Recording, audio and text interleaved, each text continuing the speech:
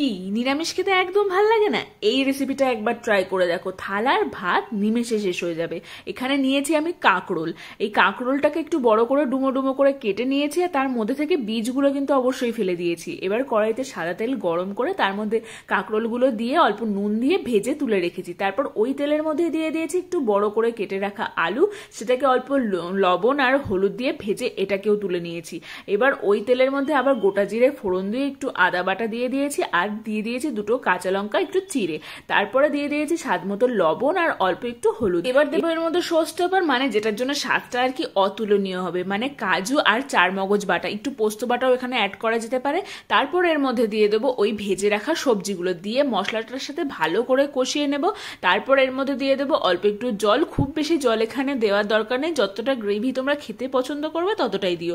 তারপর জল ফুটে ঘন হয়ে আসলে গ্রেভিটা, তার মধ্যে নামানোর আগে দিয়ে দেবে 1 চামচ মতো চিনি আর অল্প একটু ঘি আর গরম মশলা। ব্যাস, তাহলেই রেডি কাঁকরোল রেজালা।